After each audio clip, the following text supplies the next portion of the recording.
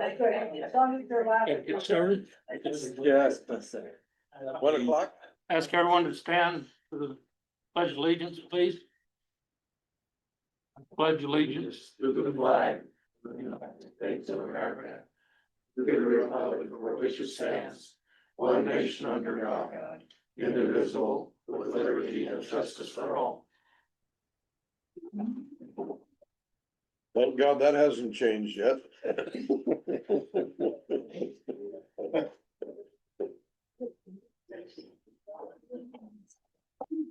Everyone had a chance to review minutes of the last meeting last year.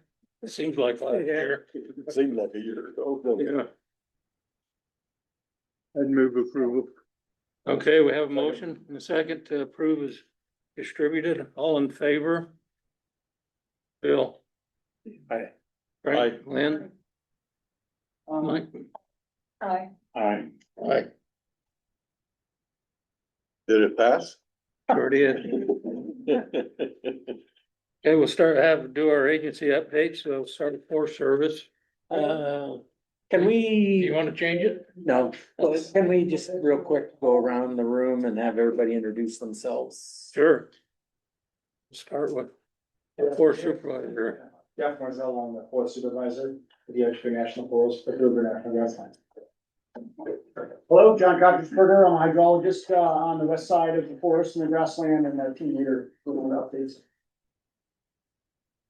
Earl McKinney, old retired part. Wesley Noon, hydrologist with the BLM Deschutes Field Office. Isabella Eastopson, Public Affairs Officer for the Ochoco National Forest.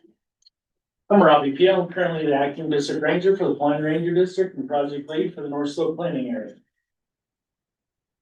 Christy Cruz, fish biologist for the Deschutes BLM. Joe Hepsmith, citizen.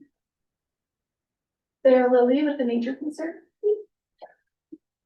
Kim Bush, I'm here on behalf of the BLM Mustangs up in New York. Annalena Morrissey, I'm currently a resident up in the Ochoco, and I'm interested in hearing about what's gonna happen to the horses. Doug Mocker, Republican candidate for Oregon State U.S. Senator. Irene Smith, I'm interested in the horses too. Gracie Holmes, I'm here to support the wild horses. You know what? Carla Oyala, Chris Curtis, Oregon Park Recreation Park. Good afternoon, everyone. Lisa Clark, I'm a field manager with the Deschutes Field Office, trying to do BLM. John Breeze, we have a ranch.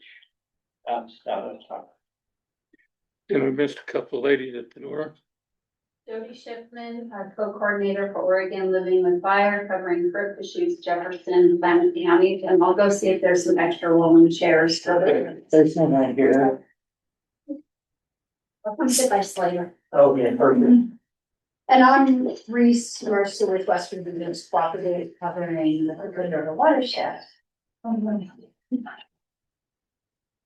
Now I got away from my notes. Slater Turner too. Oh, yeah. If everybody wants to know you are, Slater. I'm Slater Turner, yeah, district ranger for Lookout Mountain, Crooked River National Grassland. Please, everybody, if you didn't, when you leave, please sign the sign-up sheet out in the, on the table, because we need a record of everybody that was here today. And this meeting is being recorded on Zoom, so. Yes, Mike. Everybody introduce themselves, I wonder if we should introduce ourselves. Oh, absolutely. So they know who's here. Steve McGuire, Chair. Andy Gallagher, just an NRAC member. Melinda Kessler, and Reformer. Calista Sonstad, and Roberta. I'm Mike Allen, here. I want to introduce my friend Wayne Elmore. He's not part of the team here, but he's been here for a long time. And, Too long. he was head of the National Riparian Service team and, just did a lot of really good work in our county and across the western United States. Lynn Breeze, member. Frank Perfili, noisy phone. Bill McCurry, member. And I'm Tim DeBoot. We had one more important person walk in. Oh, I'm not important. I'm your Crook County Commissioner, Susan Hunter. Thank you, Susan. All right, I guess now we can start with the Forest Service update. Yep, that's you. Well, good afternoon, everyone. Again, Jeff Marzell. I'm the Forest Supervisor for the Ochoa National Forest, Crook River National Grasslands. Stayed on the job for about 6 months and a long time no see. It's been a while. We had this thing called the government shutdown in the middle of all this, the longest in American history. And we're closing out a year here in Central Oregon. But I do want to share. Let me be really brief because we have some bigger presentations we want to give about our projects that we're planning for next year and the following year.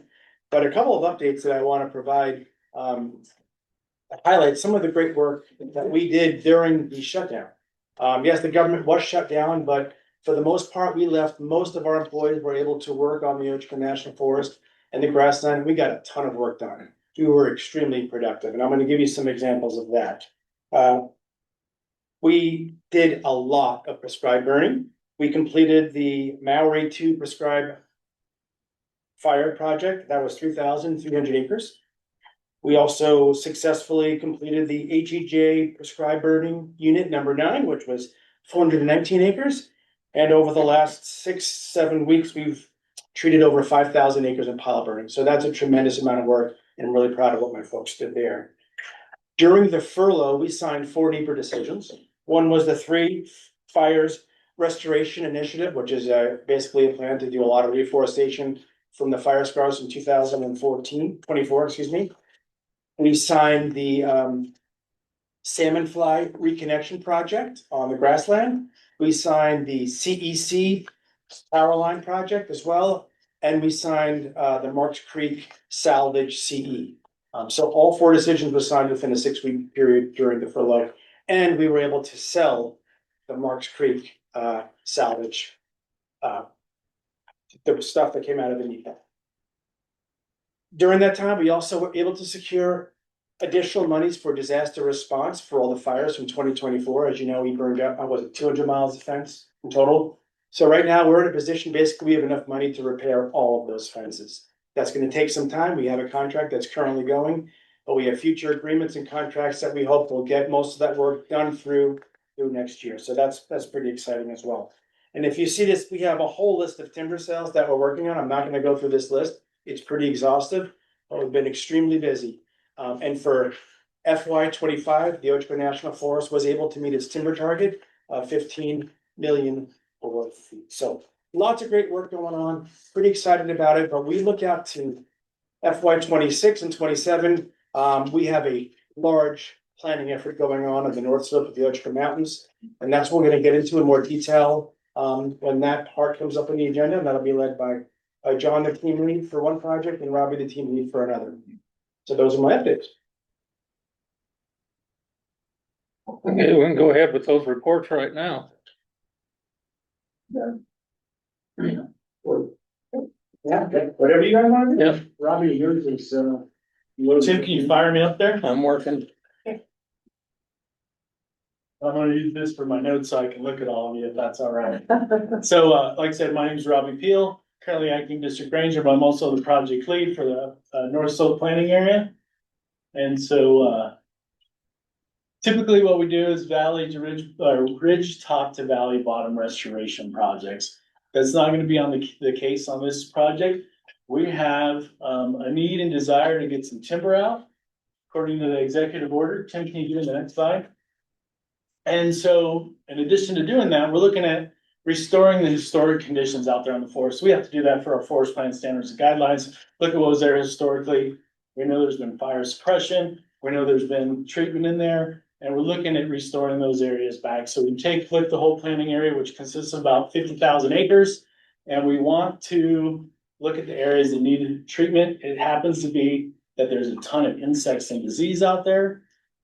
There's a big concern for firefighter egress and ingress out there. And so looking at this planning area, we want to make sure that we get out there and treat what needs to be treated, make sure that the firefighter can get in there. And then also we have done these other projects that go across and look at shaded fuel breaks. Some of those shaded fuel breaks were put in by the recent fires of 2024, Crazy Creek and Rail.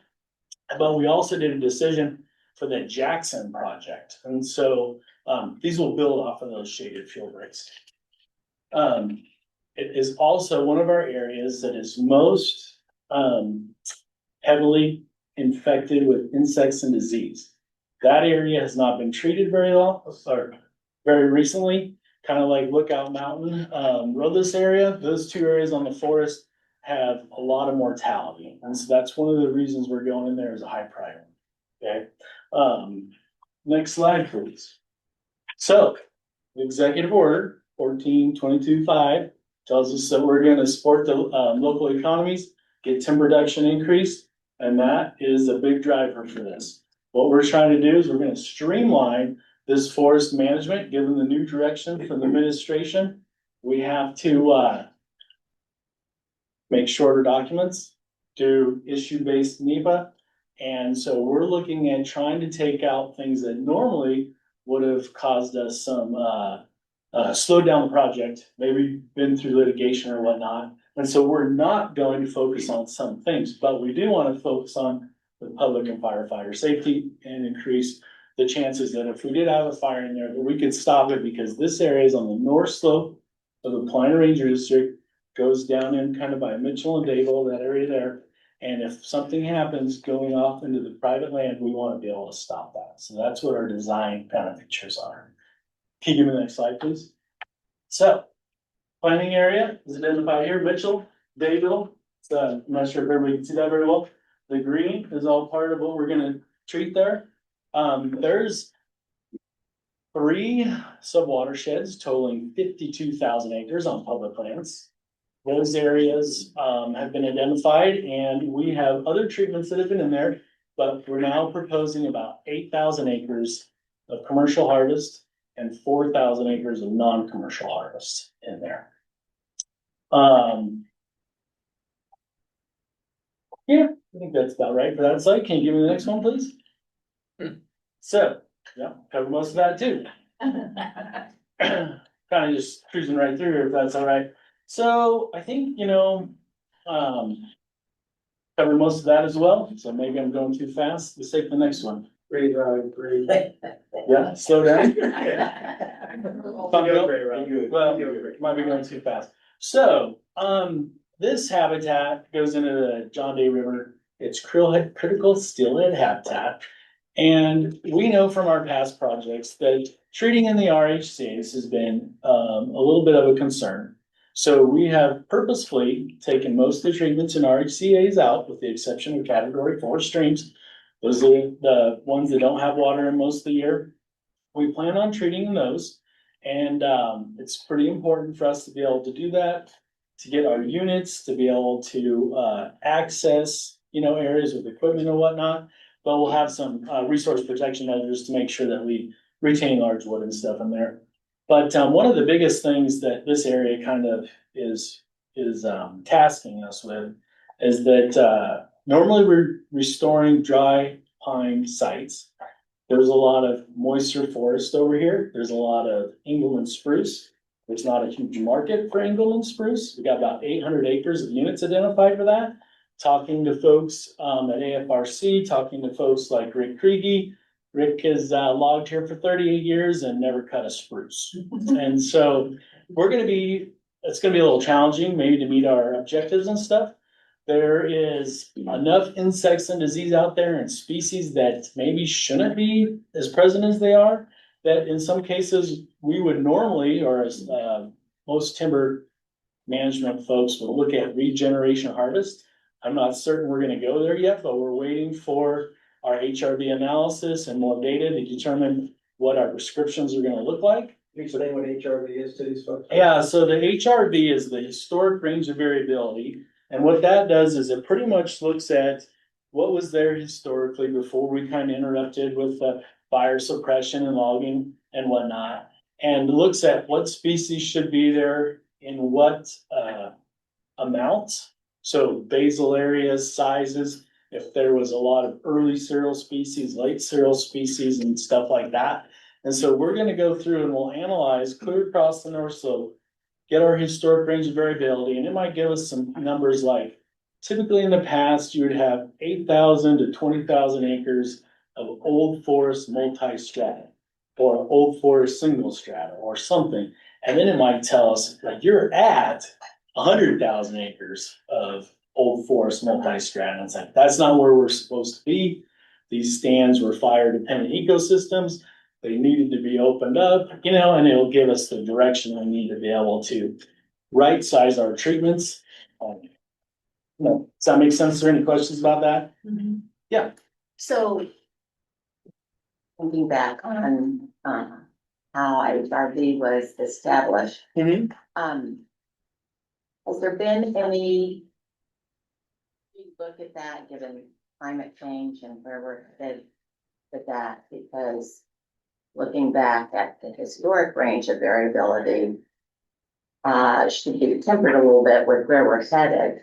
Well, so, So, I mean, that's a great question. So oftentimes we get that a little bit asked differently too, is like, well, where do we want to be for timber production, right? And so there's this balance of what we have to look at quite often. We have some very recent science that's come off the forest, come off the Deschutes, other places in this, you know, dry pine sites that looked at what was there historically. They went and bored a bunch of trees, looked at the age of those trees, counted the fire rings and all that. And so that information has guided us when we do this work so that we know, okay, here's what was here historically. Now, do we want to take it down to a lower basal area because it's getting drier or warmer, or we want to be a little more fire wise out there? Well, in some cases, because we have limits on the size of the trees we can cut, we can't oftentimes manage to that basal area. And so what you're saying is a really good idea, and we do take that into account. But what I've seen is that we're more oftentimes limited to what we can do because we have so many large pines or larger trees that we won't cut because our forest plan standards guys don't allow us to unless they're young. And so we're looking at the opportunities to cut those bigger trees that are young, which we haven't done very much of on this forest, to try to further reduce that basal area and get to where we need to be. So, long-winded roundabout answer, but we take into account there's newer data, but we still have to manage within the zones of what those stands are able to produce. parameters, yeah. Yeah. Yeah. Okay. So, You had a couple more questions. oh, do we? I have one. So Yeah. you mentioned that you anticipate 8,000 acres of commercial harvest. Where will those trees, harvested trees, be able to go? with Well, the so lack of that is a really good question. snow? And so every timber sale that we sell, we've had a pretty difficult time with because it determines, or it depends on, is the mill in John Day open? Does Gilchrist take the right species? Does it have to go up somewhere else? So all that comes into play when we get bids and what our sales prices are. And so I believe that we heard last week that the mill had sold in John Day, I think, to Iron Triangle. Okay, so if that's the case, maybe a lot of that will go there if they're gonna take those species or if it's the right size. So that's a really good question because also when we start cutting trees over 21 inches, not all the mills here locally can handle those size of trees. And then we have to haul them further away, which reduces the opportunity for getting many bids from folks, you know, to cut those trees. So it makes it really difficult. There's a lot of things going on there, but when you take a community like this and we used to have 6 or 7 mills here and now we don't, our options of viability in selling the wood has been reduced a lot. Yeah. At the AFRC meeting 2 weeks ago, there was also a mention that maybe the Prairie City Mill was open but not operational. Yeah, so I'm trying to think, Tim, can you give me the next slide here, please? So kind of just the streamlined analysis, we're really trying, like, we have to, from the time we scope this to get the project done, we have 1 year now to do that, okay? Typically in the past, we gave ourselves a couple years, we had a couple years of field work. We're looking at partnering with Wheeler County Soil and Water Conservation District, other folks to help us get the surveys we need each year. Those might be heritage surveys, botany surveys, wildlife surveys. We've been working with ODF to help mark timber They've been helping us with, a lot of heritage surveys for the Three Fires Restoration, project that Jeff was talking about. And so we're really trying to bring all of our resources together to try to figure out how we can get this done in a year's time frame. And because we're not doing the stream restoration, focusing on a lot of the aspen restoration, those things like we normally do, if we can get this done in this time frame and meet our timber target needs and meet the needs of the firefighter out there, we still have focal priority watersheds that we're focusing our stream restoration areas, efforts on. And we can come back in here now because we also have more tools, categorical exclusions that will allow us to pick up some of those other restoration projects that we're kind of putting on the side right now. So, I believe that, the scoping that we need to do, we don't have to do that. We really don't have to reach out to the public. We need to put our effort into getting this work done. But it's really important to us on OCHCO that we're transparent, that we tell you folks what we're doing. We told AFRC, we want to figure out how to sell spruce for the first time ever and how to make this project successful. And so that's one of the reasons we're here presenting today. Yeah. So when you go back in on some of those stream restoration projects, will timber sales be a part of that? They very well could be. Okay, so we have these categorical exclusions, right, which is just the lowest kind of level of NEPA that will allow us to cut up to 3,000 acres of commercial. Okay, so we could do that. Okay. And because we have these areas being analyzed for botany and heritage and stuff, we could pick up a seed pretty quickly and maybe do some of those areas with a little less effort, a lot less effort than we would otherwise. So then how quickly, and the reason I ask this is because if it's for fuel reduction. Yeah. And the intent is to make it more, less susceptible to rapid spread of fire. Yeah. A lot of those, as we mentioned before, act as wicks up through those watersheds and that kind of thing. Yeah. So the reduction of fuel in those areas and the perpetuation of hardwoods and those kinds of things that are real important. Super important. So how quickly on the heels of these, and that matters because when you're dealing with the public, they want to know these things. They do. Yeah, absolutely. And I've gotten that question from Wheeler County and stuff. And right now, it's really a balance right now of trying to figure out if that's what we should put in there or not. So we come to the conclusion that we weren't going to. And so with a CE, we can turn around a CE in probably like 6 months' time. And so really what we want to look at though is like, if we do that work and we tell the public we're gonna do it, do we plan on getting it done? And so what I mean by that is, do we have people that are gonna help fund us to do that work? Is it gonna be done in a timely fashion? Because when I first started here 12 years ago, we had a lot of work that was done that people didn't have, or NEPA coverage, that people really, myself included, never had the intention of getting done because it wasn't in a priority area.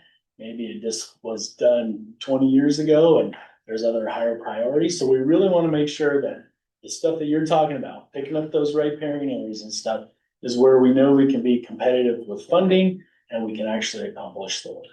Because I don't want to tell the public we're not going to do it otherwise. And we have priority watersheds, the North Fork of the Crook River. We have Jackson watershed, and we still have years worth of work to restore those. And that's where our funding is coming outside of the Forest Service, but funding is being poured into so we can get that work done. And we have years worth of work there before we're going to move out of those to another area. So you're saying it all depends? It all depends, but like our priorities just aren't lined up with that work right now. Okay. And my guess is that it will be at some point because we work through the watersheds that need restored. But right now we have so much work to do in these other areas. That just wasn't gonna be our priority in the next 5 years. Can you keep us posted as you do these, as to when those riparian areas then would be coming up? And because that matters. It does matter. Yeah. And it's like, I don't know how many of you were on here, probably in 2016, if it's the same group or not, but I led a field trip and I did a presentation on the sunflower project. And so like, we're just buttoning that up. That was 2,000 acres of thinning and sage grouse habitat, winter range habitat, and most of the improvements for water developments have been completed, and the roads that we closed out there to tie in with those, like all that work is just getting finished up right now. I really appreciate your question, and that's why we're here, right? Why we're trying to get in and talk to folks early. We totally agree from a science-based perspective and from a fire management perspective, we know that treating those RHCA's is absolutely critical. And it is a priority of ours. We just had to make the calculus for this particular project because of the pressures that we're under. And to Robbie's point, that we have a lot of work yet to implement on other areas. And we're just gonna hold off on doing the planning for this right now. We are totally committed to getting in there and doing that work. And it also buys us a little bit of time. When I was here 15 years ago, I was a planner. And I remember starting the Ocho Collaborative many years ago. And when I walked out the door for a new job, we had consensus around treatments in our HCA's. We had consensus around treating trees greater than 21 inches. That fell apart since I've been gone. Glad I'm back. So there's some work to do with Isabella, and like we're gonna start to re-engage with some of our other constituents who have issues with those kinds of treatments and see if we can, see if we can develop additional consensus around that. So when the time comes for us to get in there, it's not gonna be this crazy controversial thing. We wanna get that buy-in. We have good reason to be in there. We're backed by the science. We have lots of data to support it. So we will keep you And I informed. get why you're leaving it out. I do. I understand. Yeah, all no, just, that. yeah, And it's more expeditious. it is, but the long-term commitment is there, absolutely. Okay, I just wanna make sure that we're not, cutting off.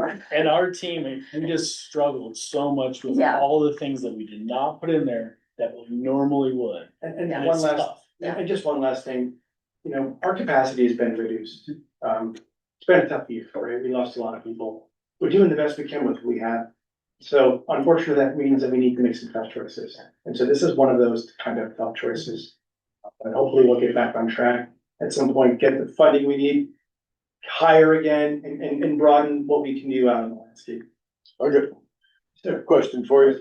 I wanna thank you guys for what you're doing. It's pretty aggressive and that's what needs to happen, so thanks for that. And then the other thing, the fires out towards Madras here off of Grizzly, is that you guys? that's Yes, running that? I've mentioned the 5,000 That acres is it. of pile Okay. burning.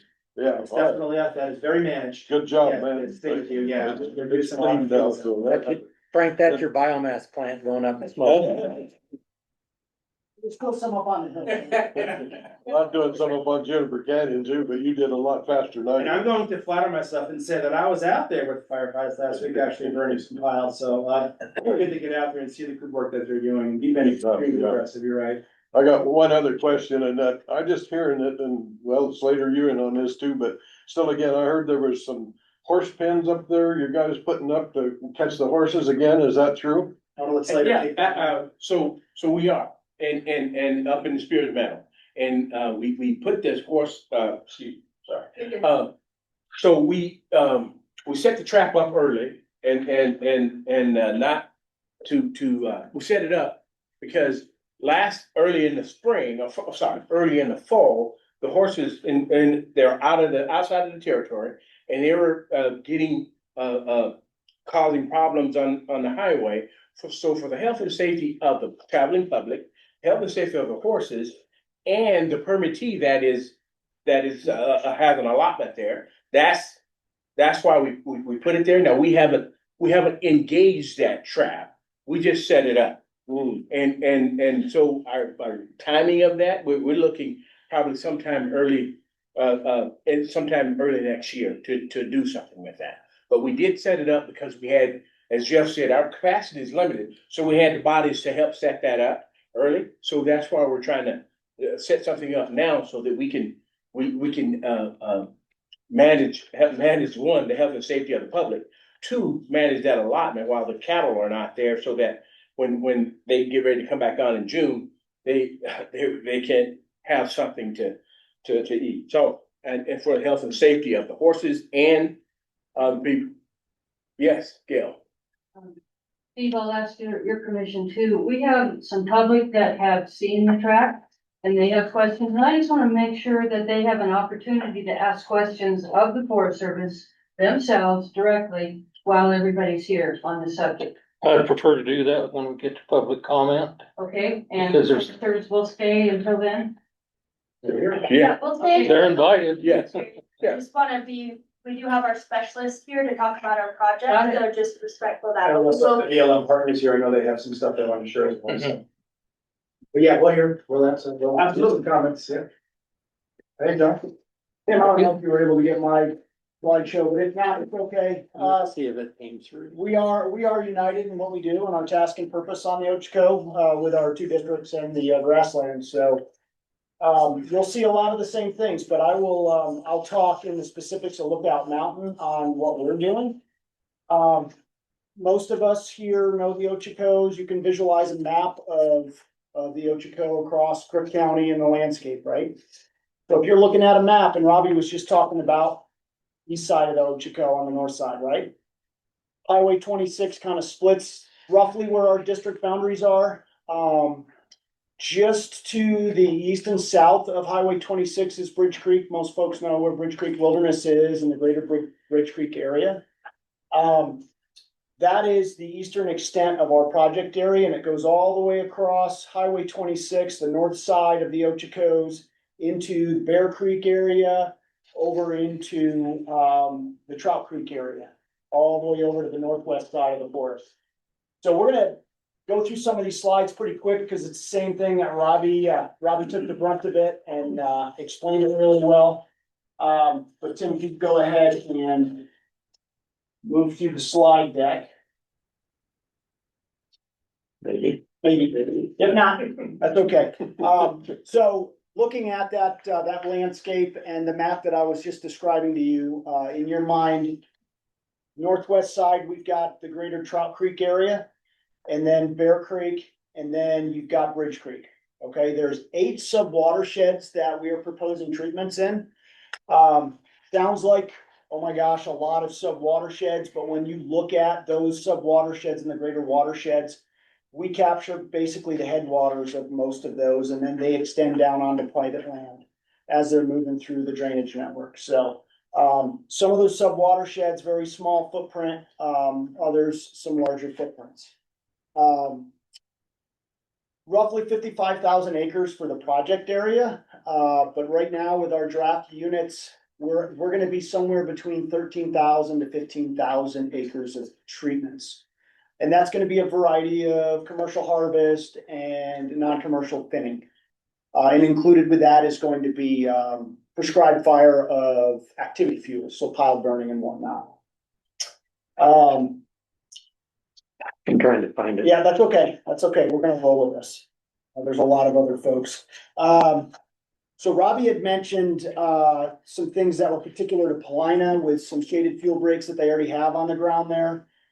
In this part of the district on Lookout Mountain, we do not have any shaded fuel breaks. It's mainly north facing slope, a lot of mixed conifer. We're not looking at any Engelmann spruce or whatnot, but a lot of mixed conifer. Those that know the Ochoco, you know what those north slopes look like. There's some steeper slopes in there that haven't been treated in many, many years, that we won't be treating, but most of the slopes that are within our threshold and our range, we are looking at the viability of commercial harvest and thinning through that. We will be treating category 4 RHCA's as we have proposed and had it approved in the Mill Creek project area. There's some steelhead habitat on the Trout Creek side. There's also some Dodds Creek up in the Bear and West Branch Bridge around in there. So both projects are dealing with Mid-Columbia River steelhead. And same purpose and need. Let's go ahead and move through to the specifics.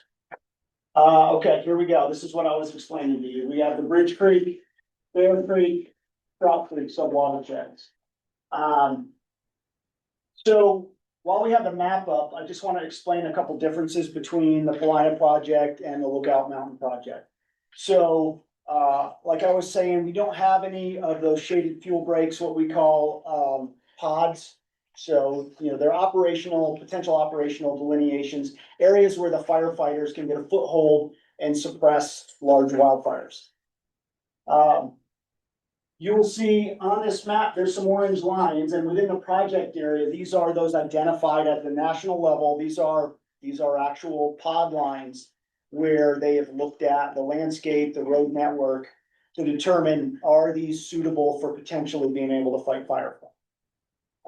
Ironically, most folks know we had a little fire down by Madras this year called the Cram Fire, right?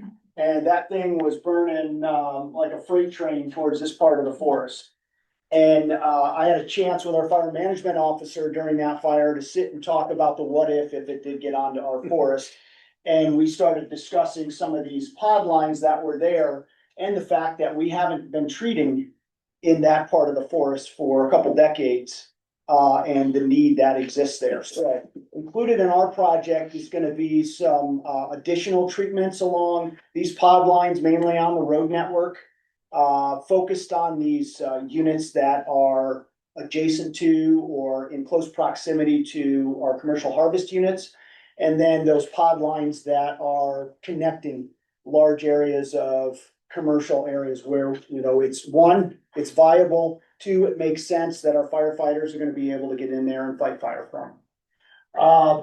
It was a little easier on us, as a team to accept that we weren't gonna be doing stream restoration and aspen treatments. And that fact is, we just spent the better part of 6 years over in the Trout Creek area doing just that. So we've restored 12.5 miles of, stream, so tributaries to Trout Creek. And Trout Creek proper, we have done stream restoration in there, and that's in the process of recovering now and set at a level where hopefully it is more resilient to changing conditions, changing climatic conditions, increased rain on snow events. As we're seeing now, December is a wet month, but it's primarily rain, and so we've done a lot of those treatments already. And then when you move to the rest of this project area, that was included in the Bear Cluster AMP Allotment Management Plan EIS back in 2019 that was signed. And included in that was 17 miles of stream restoration within the Bear Creek and Ridge Creek subwatersheds, and 13 aspen stands that are approved for treatment and thinning and protection within this project area. So we feel pretty comfortable and fortunate that we have that already on the books, but like both Jeff and Robbie were talking about, it's a matter of capacity and priority areas. And so part of my job, my other job as a hydrologist, is to seek grant funds and opportunities in between our major planning efforts to get out there and get some of the stream work done. All right, let's go to the next slide.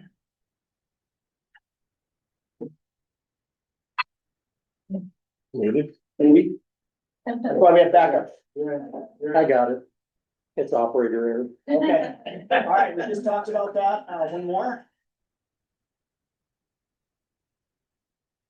One more. Okay, so some additional considerations.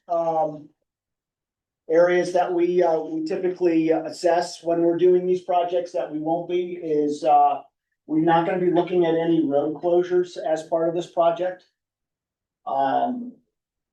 Ironically, we've already, or fortunately, we've already had the opportunity in this area in 2019 with the North Grizzly Road project, where we did a lot of that assessment and looked at some of these user-created roads and some of the road network that's supposed to be administratively closed, but wasn't for whatever reason. Let's see. Okay, next slide.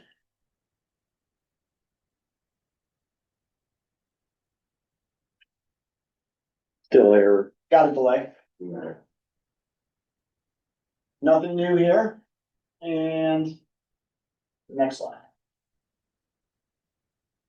Okay, so I hope you're all noticing, this isn't just a matter of Robbie and I sitting down and copy and slice together. This is a representation of the fact that we are united on the forest in our efforts to treat the landscape and manage appropriately. We're down to kind of a bare minimum when it comes to doing the work that we need to do out there on the landscape.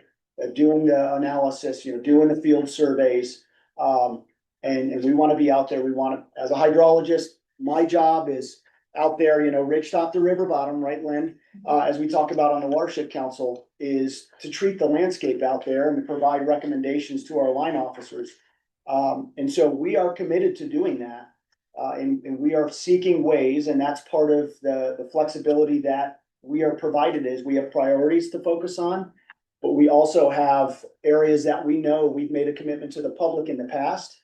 And we're seeking ways to both fund that and figure out a capacity, whether it's through partnerships, through grants and agreements and whatnot. So I believe that is it. There might be one more slide. No, there's not. Yes, sir. Question for you. So does what you're doing, does that mean we won't have to buy as much timber from Canada? Well, as we were just discussing, we all want to see, our capacity to be able to process this, and keep it in the local area. So that is the big question. Well, the other question I have is up at Mill Creek, we took a field trip up there. Yes, sir. The upper end, and looking from up there on them rocks down there, about half the trees were dead. But so what are you doing about that? Well, yeah, go ahead, son. Well, we're trying to manage that as best we can. I mean, we're taking out the dead trees and trying to plant trees that are more resilient. Mm-hmm. And, Robbie talked about in his presentation about the diseased trees, infected trees. So we're really trying to manage that. But here's the real deal, folks, and that is, last year we had, in 24, we had a big fire, right? And so we're still trying to catch up on some of the things that happened back then with the material we got. And some of the mills are not taking all this burnt wood. So we got to be able to maximize our efforts to restore what we can restore with the material that's being accepted from an economic standpoint. So because everybody's not taking all that. Well, John Chuck was there and he said they couldn't harvest them and make them. So my thought was, take your match and get rid of them. Right, I get it. We had enough fire. That's not the issue. We got enough of that. And part of the challenge is too, if you look across the landscape, a lot of those trees that are dying are on these steeper slopes. Mm-hmm. And they're on the steeper slopes that we haven't been able to treat for decades, which has contributed to the stress on the trees and whatnot. And we're limited to what we can do in terms of treating. So, Yeah. Thank you. So just two other things just to follow up on that I heard. One is around public engagement. I'm committed to engaging with the public as much as I can on everything. With these environmental analyses that we're doing, the discretion that we have to engage is more limited than I'm used to. I think I made a commitment to this group that we would scope on these projects. Isabella helped me out. We're getting some pushback on that, and that decision space is a little beyond me. I find that kind of disappointing, I'll be very honest with you. But we're gonna see, we don't know exactly how that's gonna work yet. But I just want you to know that we're committed to maximize, and I mentioned this at the AFRC meeting, whatever we need to do, get this out to the public, we're gonna do with that, but whatever discretion I have to do it, we will do it. So that's one thing. So, and that's why we're here today, and we'll look for other venues to share these projects out. And as far as like the market for timber, we did meet with AFRC, and what I told them and what you're hearing from our team here, our great team, is we're pretty confident that we can provide some consistent board feet over time, right? We're not the business people. We could supply the timber. We're confident that we can be fairly consistent over a period of time and that folk can make business decisions based on that consistency. That's what we can deliver. We're working with industry to figure out where these logs can go, but unfortunately, it's a little bit out of our, hands, right? But we'll do whatever we can to help those folks. Is the joint, I heard a rumor, is it real, the John Day Mill? Did you hear that, Tip?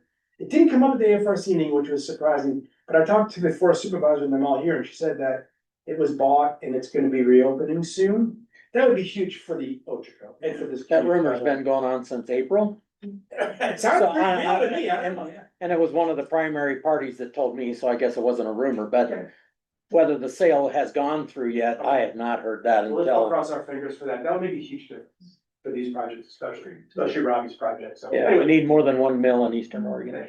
Yeah. Yes, sir. You mentioned that you're going to continue to scope. I thought scoping was one of the things that was going to be reduced. It is, that's what I'm saying, yeah. That's what it says. So, right, there's this typical scoping, you do 30 days, whatever.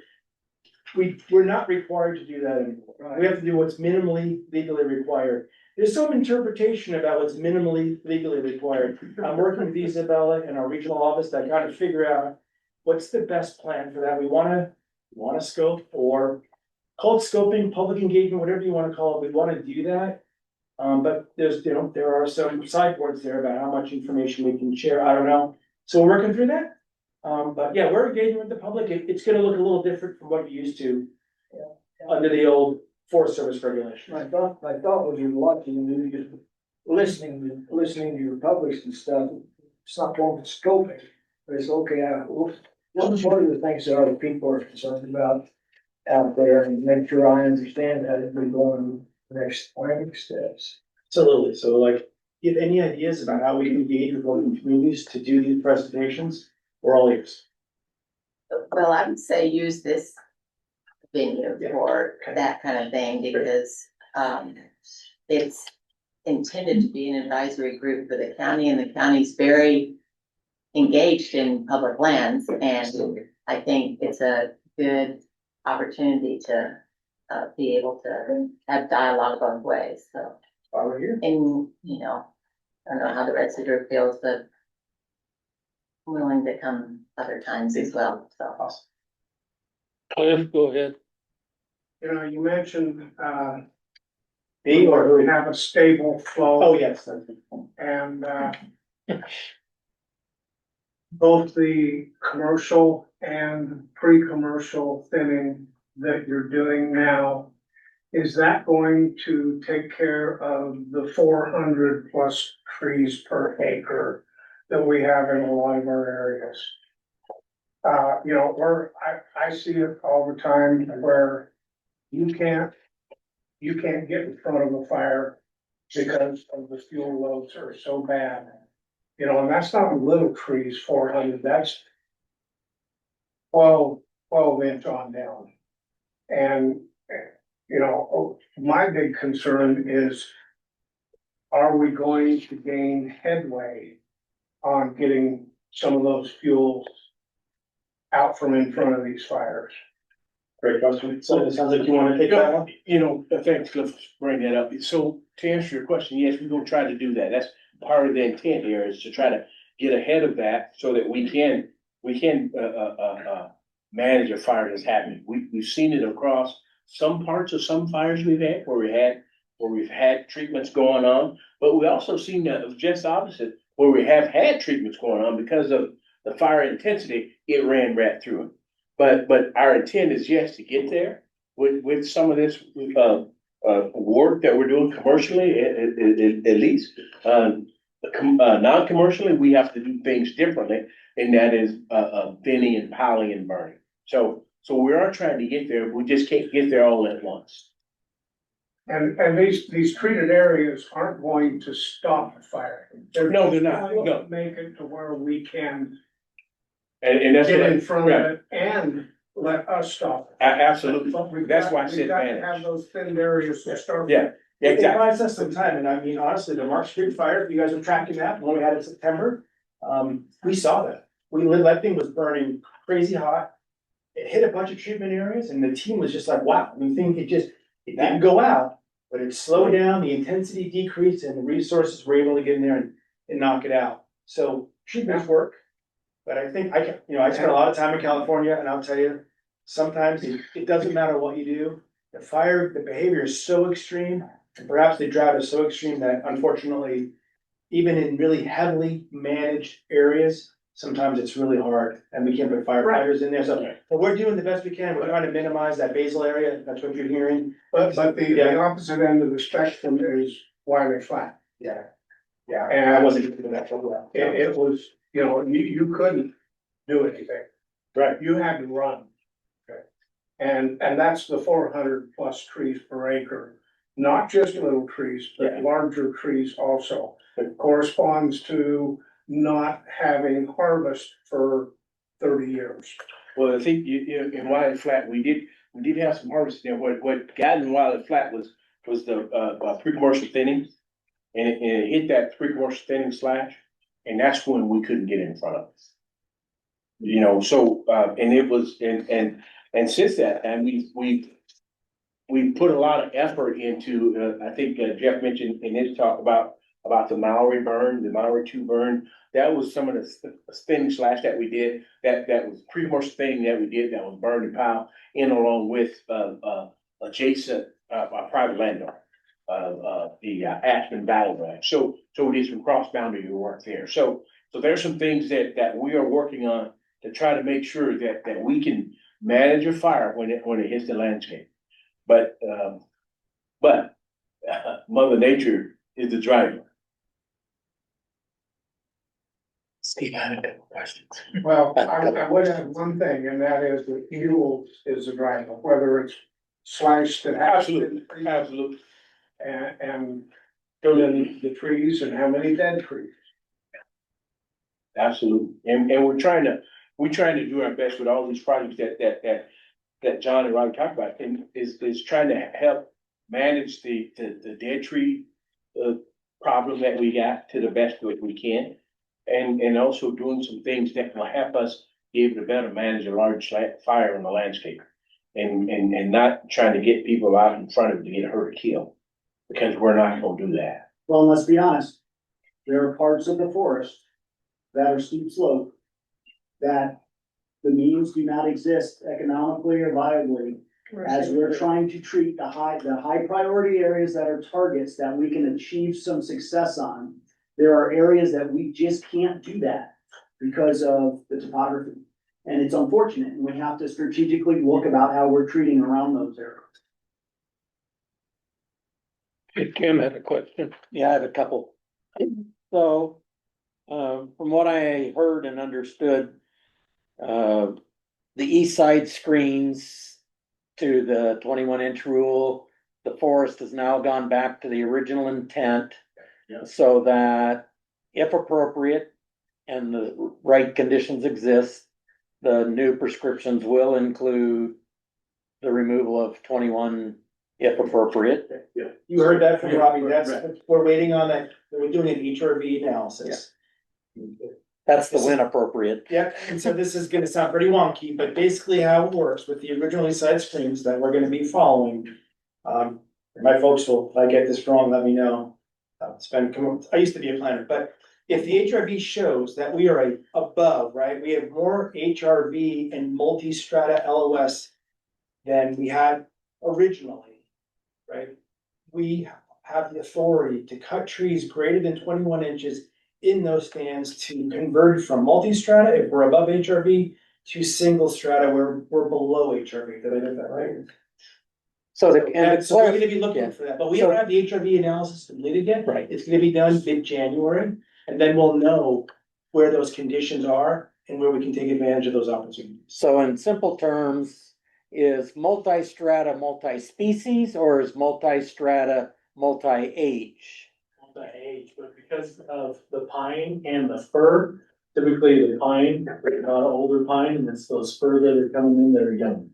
That's what makes it multi, and it should be just pine. Correct. So Single that, strata pine. just to clarify your language so that That's right. us non-foresters understand. Yeah.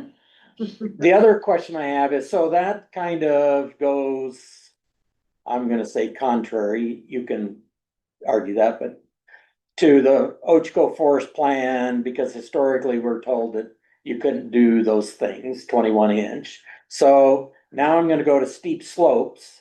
So slopes is also addressed in the management plan. And until recently, the Ochoco Collaborative and all of the Central Oregon Collaboratives was trying to get, I don't know if the other forests, but at least the Ochoco, to look at new technology, new harvest systems for steep slope harvesting. Will you be pursuing any of that, or is that still off the table? And the reason you say it's not economical is because the only thing you analyze is helicopter logging. Good question. Tethered logging, I think, is what you're getting to, and I'm familiar with that. I've been here 6 months. It's something that I was pursuing when I was a ranger in Northern California. It's come up on the forest. I honestly, I don't have a good feel for the economics of that. I wish I. You're a forester, I mean, is that realistic for us? Well, Do we have, is industry, do they have the technology and the willingness to do that? Like, we don't wanna do all this planning and put these cells up, but no one's gonna ship. Well, the collaborative wanted to do some demos. They had industry lined up and for whatever reason, it never happened. So Yeah. even if we move to just demos, is demos an opportunity in some of this planning analysis? I would like to think we can do some of that, but our focus is sort of limited based on the executive order, right? So- Right. You want to avoid the idea of litigation Right. so that. Yeah, so that could be a possibility? So to this is one project, these are two projects, this doesn't mean this is the end all of everything we're gonna do. I would love to work with this group, because it is something I'm interested in, I have some familiarity with it. To maybe get back and have that conversation, like in this context with industry, maybe we can do a small CE demo project and see if it makes sense. See if the economics line up, see if industry shows up for something like that. I'm totally willing to experiment with that. Yeah. Commit to Well, they that. showed up on private land right below the forest boundary. Rose property, right? Yeah. Yeah. How did that work out? Was it? Worked great. Yeah, cool. Yeah. No, I think it's a great technology, and it's something that, if we might, Wainema has quite a bit of that, no thanks. I thought, or. Yeah. Anyway, so totally open to that. Just probably not in this project, it just doesn't make sense for what we're trying to accomplish right now. Okay. But that, to your point, is a potential solution to these other areas that we haven't been able to treat in decades. And Right. And it does seem like Warehouser is very pleased with it. And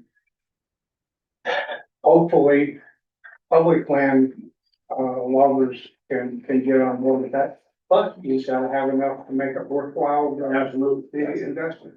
Yeah, well, the issue was, well, we can't do it because of the forest plan. The forest plan is now coming almost 40 years old. We know that it's not gonna get updated any time, so we gotta find other solutions to solve these. If we always avoid the things we can't do, then they just get worse, right? So the other deal is, everybody will remember, we were gonna have a tour of these project areas in October. But the forest shut down, the government shutdown precluded that. We are still planning to do that in the spring. The forest has said they would still host or co-host that with us, so it's once winter comes and goes and that country opens back up, if you guys are still interested, we'll still go up there and take a look at that part of the world. That the steep slope and stuff? All of it, the whole project area that, yeah. Remember, we had a field trip where they did the steep slope harvesting out there on Mackay Creek. Right, that was on private ground, Damaris's That old was place. great, and Yeah. I couldn't believe it. Yeah. Go ahead, Melanie. A question for Robbie. You said you're going to start a timber sale on the spruce. And you've never done that before. Yeah, so we know that there are a lot of spruce in there. They're not species that should be there historically. And so we wanna find a market for that and see if it's viable or not. And just talking here locally, that's not something that people have done. But we're going to analyze for it. We won't be able to put it up for sale. And there's a hope that maybe, I don't know if it makes solid or you don't know what, but we're gonna try.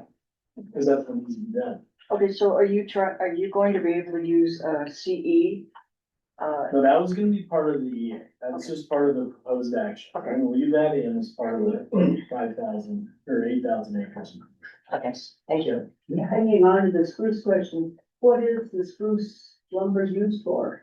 Well, so it sounds like, log homes and musical instruments. I don't think there's gonna be enough market. Take, our acres, so yes, that's a great question. And I think we heard last week at the AFRC meeting that it's also, like in Wyoming, they do some dimensional wood with it, 2x4s, 2x6s. But we just don't have a mill that is familiar with it. So then, speaking of things that have been avoided, such as the forest plan and doing amendments to an old forest plan, has that moratorium let up any? I'm not sure about a moratorium, maybe that's something my predecessor put in, I'm not quite sure, but, we're always interested in the possibility of doing. We can amend the forest plan, it's quite a process. Right, Yeah, it is. but when it's that In the old, In the past, we used to do, like, when I was here, we used to do, project-specific forest plan amendments that had allowed us to cut trees greater than 21 inches. I think maybe that's what you're referring to, my predecessor did, I think he did put a moratorium on that. But what we're being told, at least in the context we're in right now, is, because that would really slow our process down. We're not gonna do that, because now it appears that we have the flexibility with these side screens the way they are now, back to their original intent, that we won't even need forest plan amendments to do those treatments anymore. Oh, yeah, I mean, there's always, even the steep slopes, we've had those conversations since I've been here, like, I mean, it's a big effort, like, amend the whole forest plan across the whole forest, and that allows us more flexibility on steeper slopes. That's just a huge effort, and we just don't have the capacity if we're being asked to get these other priorities done. We're just not there. We don't have the planning staff for that. A question on that. Is there all fuel prices up for any of that material? I mean, especially since we're doing some here locally, was that viable or? I don't believe that right now, all fuel's been viable at all. I mean, when you look at the distance out there, it's very difficult. Okay, that's just very, thank you. Somebody might be able to speak to that better than I. Well, according to the folks who met with last week from AFRC, that those prices are down. Right, so they're that's, and the lumber prices was holding steady. It bumped up a little bit, the lumber prices did, but it dropped back down to level out, so it's not really economical for us for purchasers to take on that non-commercial aspect of what we got to offer. Yeah, I was just thinking if it could be used locally, that'd be great. Yeah, well, had anybody come to the table locally, if they come, we can sure have some conversations. Thank you. So on this spruce deal, if you don't get any buyers, how are you gonna put it out as a free commercial thing? Or are you just gonna leave it? Well, so we could do it a couple different ways, I think, but, the pre-commercial, we could pay a logger through stewardship to cut that and offer it up to fire, or something like that, right? But You'd much rather make a little bit of money if. well, we'd have to supplement it with money to be able to do that. Yeah. And then, so that's an option, so that's, we're just keeping it in, we know that's what needs to be done on those acres. And so we can put it up, if somebody wants to bid on it, if they don't, then we will try to figure out a way to get those treatments done. Okay. In the interest of time, we're gonna move ahead on the agenda. We'll ask BLM for any information they have to provide. Lisa? Yeah. Do you You wanna are, there you are. yeah, do you wanna pull up Bear Creek and I'll just talk while you're doing that on the general briefing? So, hi everyone, Lisa Clark, I'm the field manager with the Deschutes Field Office. Just a few updates from us. We have it seems like every department got a little bit of different direction during the government shutdown. Ours was not let anybody come to work unless they are absolutely necessary to be there. So we had some of our fire and fuels folks still working. They unfortunately were challenged because we were still hot and dry and they found a lot of their prescribed burns were burning a little too hot. So they had to postpone those and help some of our neighbors with their prescribed burning. The other staff I kept on a limited basis were some of our recreation folks. We were still collecting fees for people camping. We also wanted to make sure there was toilet paper in the bathrooms and that the deck sites weren't getting vandalized. So they were going out about once a week to kind of do those checks and get that done. We did have some vandalism, some trash dumping, but overall things weren't too bad. But we are all very excited to be back and catching up with everyone here. Did you get paid for it? Yes, under the congressional law, we are given our back pay and I believe it's come through now. They give it to us in pieces. So which is good. There's a lot of folks I know that struggle when you have to go 6 weeks without a paycheck. It's pretty hard. But our field folks are continuing everything. I'll just kind of go briefly here because I want to be able to focus on Bear Creek. We are focusing a lot of our field treatments out in the Paulina area, in the Brothers area, Those are the biggest ones. They're accomplishing a lot, kind of getting everything thinned one year, burned the next, and moving on to additional units. We're also finding areas where we can get back out there, and the juniper are growing up from where we thinned 15, 20 years ago. So getting back out there and thinning those again. The other unit we have every year a unit out, Milliken, in the Milliken-Williamson area, kind of near Four Corners, and those are the units that we open up for firewood cutting.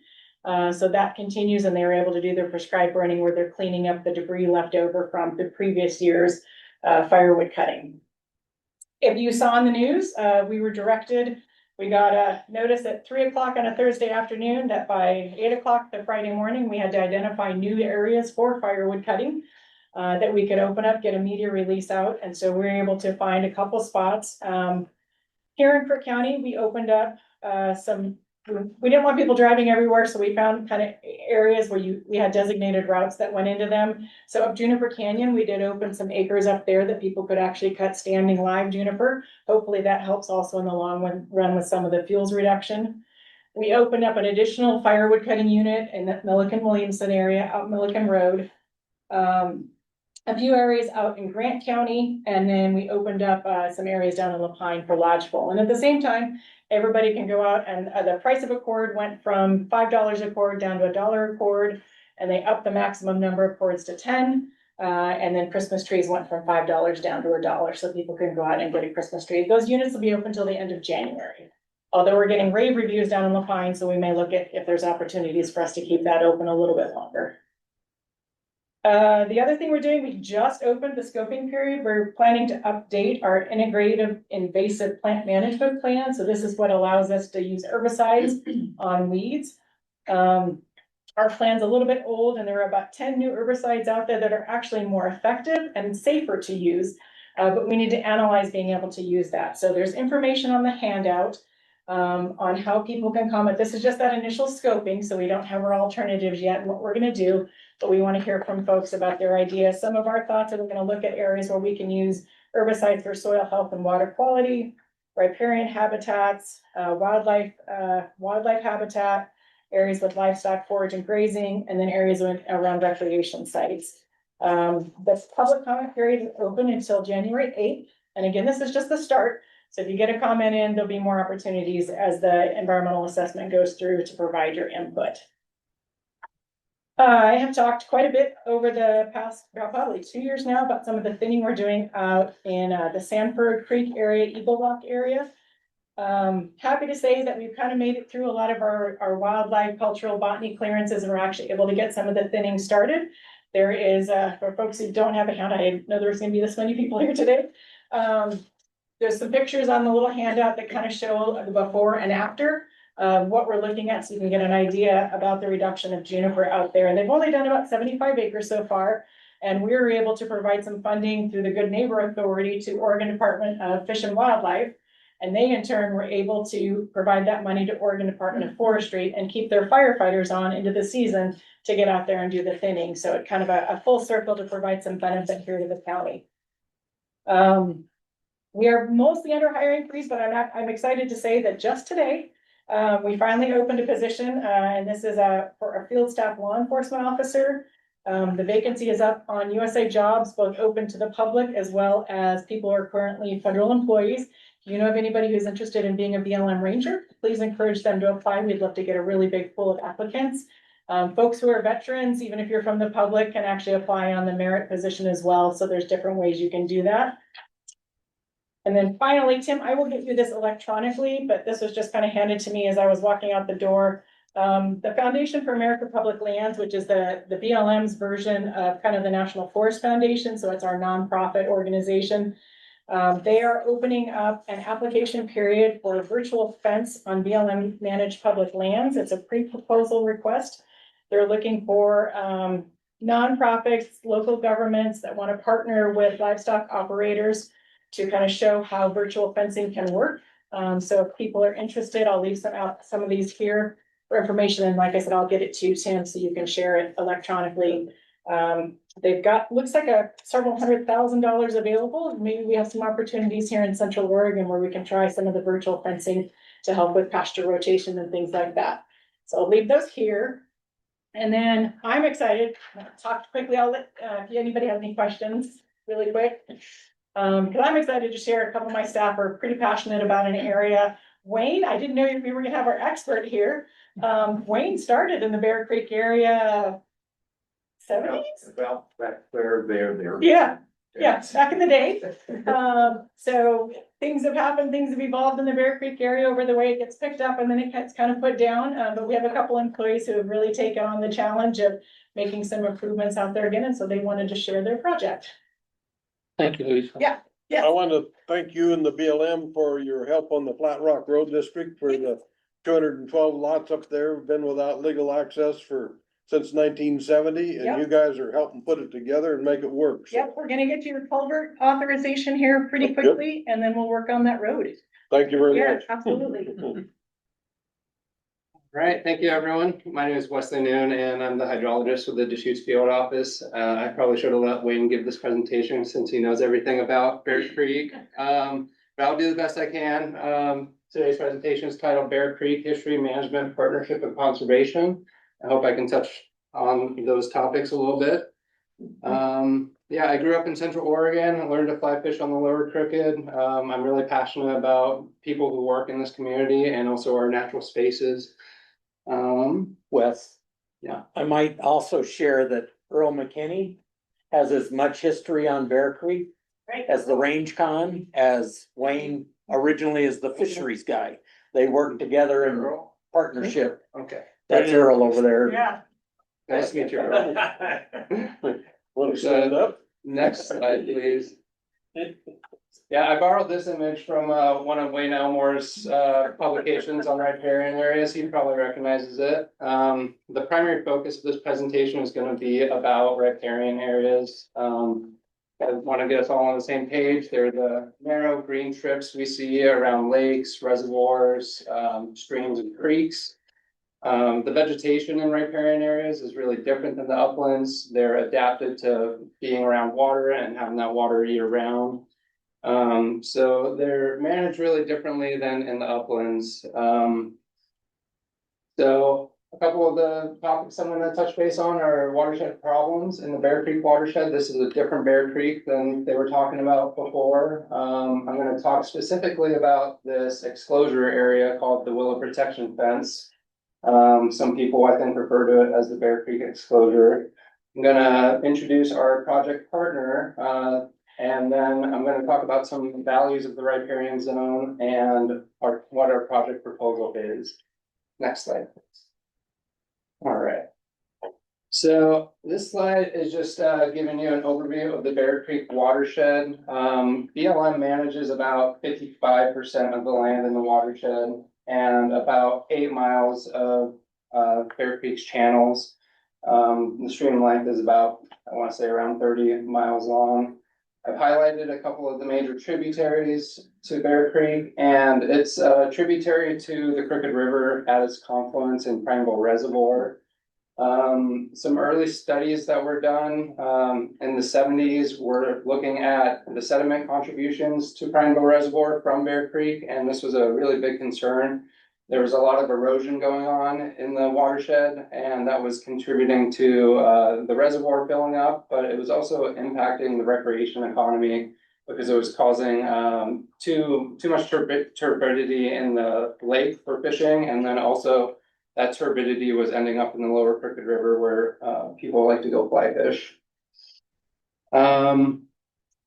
Yeah, for several decades, these exclosures that I've highlighted here, one on Spring Creek, one on Main, Bear Creek, Little Bear Creek, and further down on Bear Creek, they were used sort of as demonstration areas, from my understanding.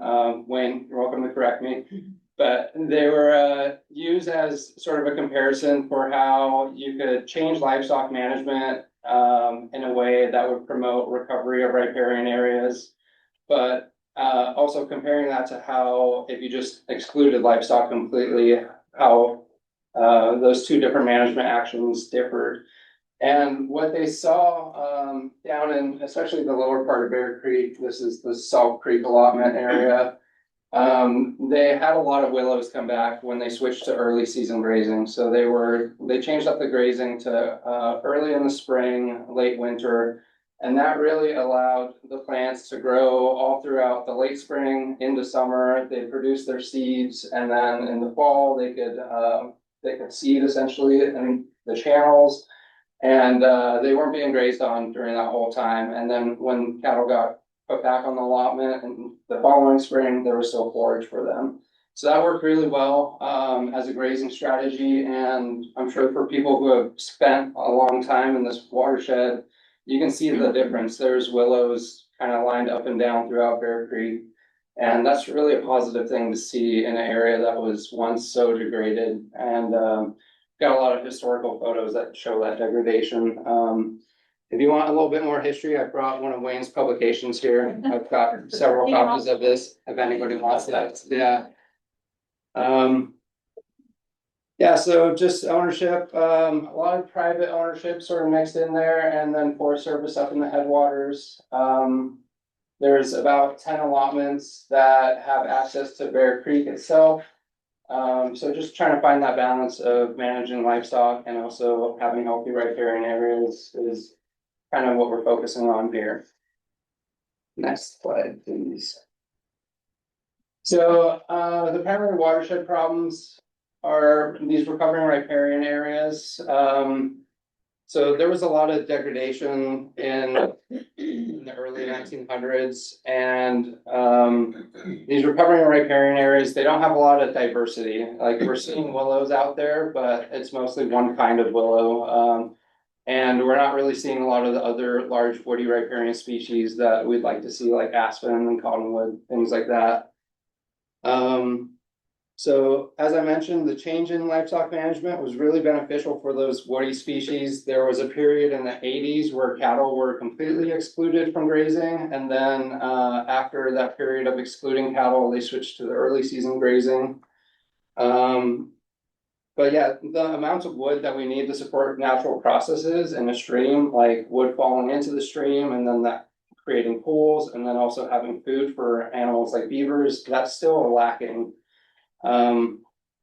Secondly, we have degraded uplands. So there's a lot of juniper encroachment. I'm sure everyone knows that.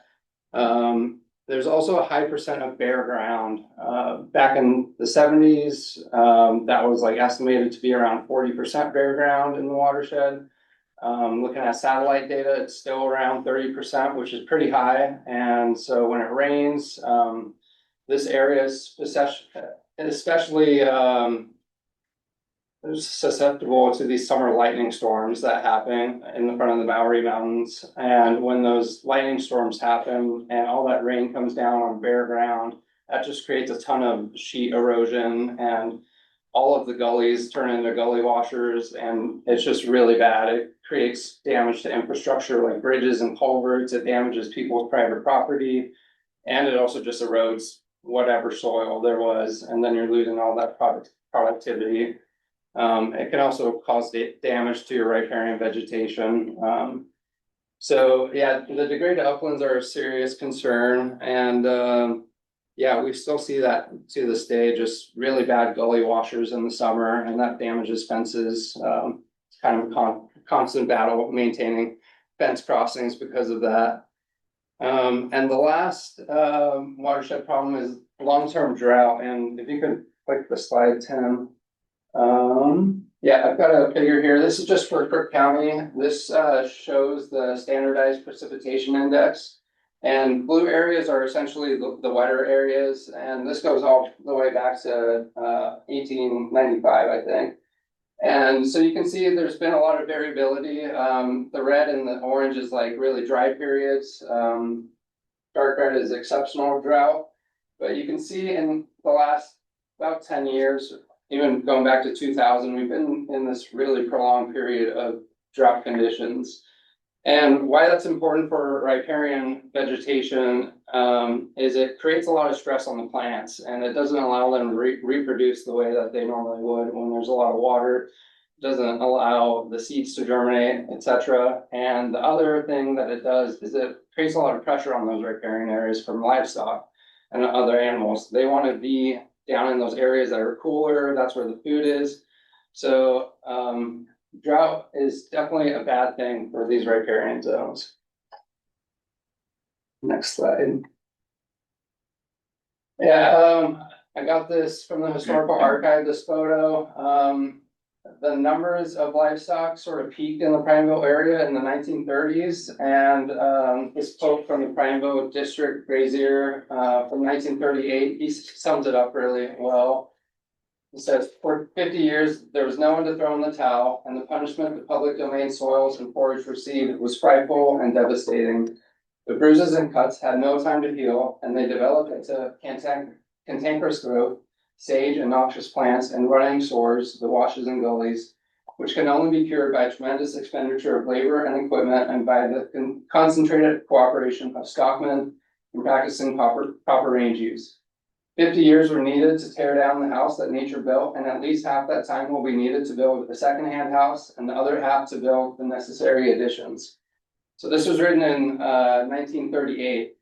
So by that time, 50 years of grazing, had a significant effect. And he talks about needing another 50 years to even get somewhere close to where we were before, and we're kind of still in that process. Note the lack of juniper on those slopes. Yeah, good point. All right, I'll take the next slide. So orienting you to the willow protection fence, it's kind of right in the middle of the Bear Creek watershed.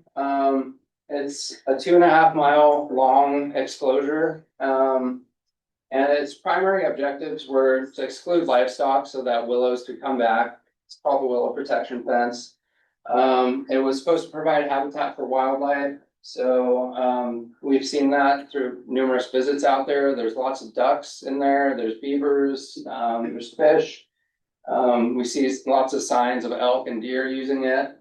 And it was also intended to aid in livestock distribution. There's a water gap right here and then another water gap here, and that's where livestock can get their water. And it acts as a pasture fence. There's one pasture up here and another pasture on this side. So that just helps with pasture rotations. Next slide. So I want to introduce our partner on this project. This is Sarah Lilly, and she works for the Nature Conservancy. So she's just gonna introduce herself and maybe tell us a little bit about the Nature Conservancy's role. Yeah, absolutely. Hi, folks. Thanks for having me here. I'm really excited. I recently joined the Nature Conservancy as the riparian restoration project manager. So I'm going to be helping Wes and some other BLM offices in Central Oregon to help implement some projects across Central Oregon, helping out with drought and other issues that we're talking about here. Goals, is that what I'm supposed to go over? Just touching base on implementation and communication maybe. Yeah, absolutely. So kind of our role with these projects is to hopefully take some of the stress off of BLM folks. But we're going to be the ones that are actually contracting out individuals to implement the projects. So something that's really great about this type of work is it's considered low-tech process-based restoration. So what that means is it's really inexpensive and it can happen really quickly. So my role in this is to help us out with finding crews to implement those projects, going out with those crews, making sure everything is done up to standards, everything like that. And then just also making sure that the community knows what's happening as well. So we'll also be involved with creating workshops for folks like you to attend to see the benefits of these types of projects and how maybe you could implement them in your private properties or other landscapes as well in the future. And then we'll also be kind of working together to share the story of how this works, like failure, successes, anything that we learn together on this project will be put out to the public so that y'all can see kind of how this work helps and how we can make it better. That's all. Thank you. Yeah, thank you guys. Yeah, so you'll probably hear more from Sarah as this project progresses. We can go to the next slide. All right, so I'm gonna dive into the valleys of riparian zones a little bit. This is a photo I took on White Shoes Creek. Very different environment out there, but what I like about it is it really shows what a healthy riparian area looks like. We've got a lot of different types of vegetation in here, different age classes, and it's reproducing. This is a site undergoing some restoration. But yeah, the benefits of riparian vegetation are it helps capture sediment, helps stabilize our stream banks. It provides a food source for animals. It also provides shade, wildlife habitat, and enhances water quality. It filters out nutrients. And it can also be a source of nutrients for the stream, which is important for insects that fish eat. These can also act as fuel breaks on the landscape. So we've seen a couple of studies coming out, like in Idaho, for example, where these beaver riparian zones were really resistant to wildfire. And then we had the flat fire this year on White Shoes Creek, which was just around this restoration project. And the unrestored area just upstream of this completely burned over, and this was basically untouched. So they do act as fuel breaks on the landscape. And they also contribute to the process of wood accumulation and beaver dam building activity, which are those critical processes that we need in our streams. Next slide, please. All right, and Tim, I don't know if you could click on that video, but there is a little, yeah, there's a little play button. So yeah, another value of riparian areas is the habitat that they provide. And this video was shared by Reese from Western Beavers. She's been conducting some monitoring of the beavers up there. So yeah, having the beavers on the landscape is a huge benefit for biodiversity. They create habitat for waterfowl, like I mentioned. We almost always see ducks in their ponds when we go visit. They cohabitate with other mammals like otters, and they also create good habitats for amphibians and fish. There's been some recent studies that talk about increasing biodiversity of bat species and also other insects. Yeah, these habitats, they're self-sustaining and they're also resilient to disturbance, as I mentioned. Next slide, please. So a third value, I also mentioned this, was water quality. We need good water quality for several reasons. Here, this photo was taken at one of the water gaps in that exclosure. But that good quality water provides a good clean source for livestock to get water. In some cases, it also provides a source of drinking water.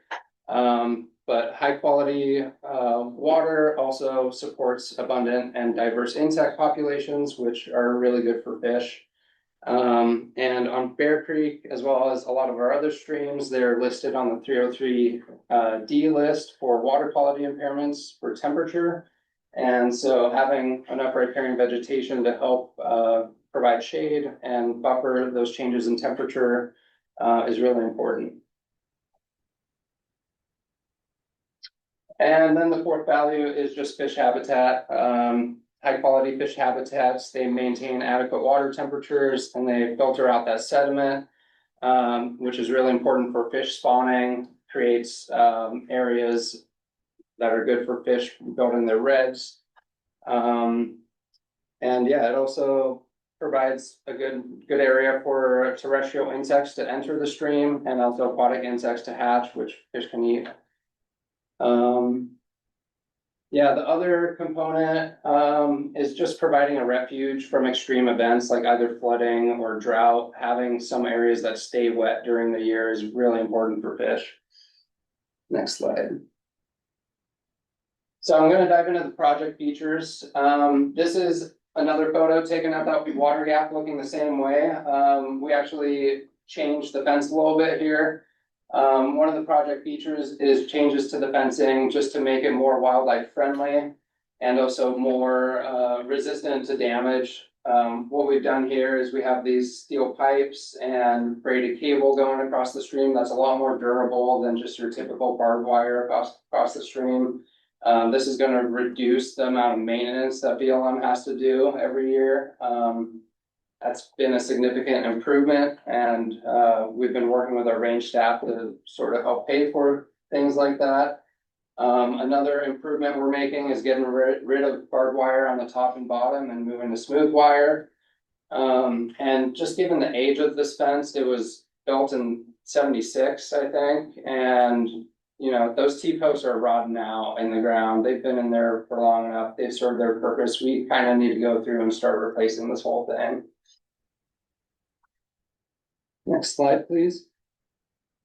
So yeah, the second component is planting woody riparian species. As I mentioned, we really want to see those woody species come back because of their of them being a food source, but also they add to those stream processes. So getting diverse woody species in there, not just the same willow that you're seeing throughout the whole stream.